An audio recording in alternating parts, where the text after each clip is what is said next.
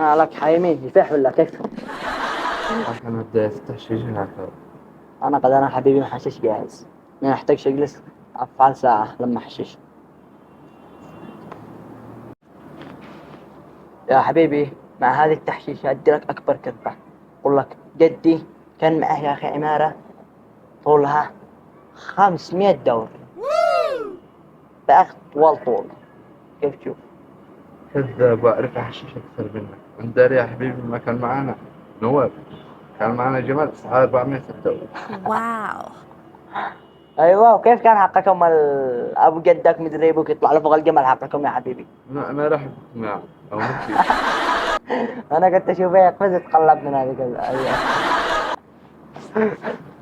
أقول لك حتى أنا هذا الكذب أنا ما أصدقش أنا والكل. صح حكى لي بي وأنا الكل كذاب بالأصل. أقول لك حاجة أنا أدي لك حاجة أنا أصدقها أنا تمام.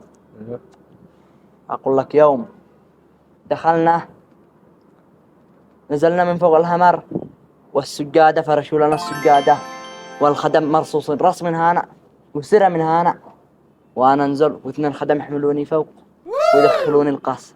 قل يا ليلى. أيوة إيش بعده؟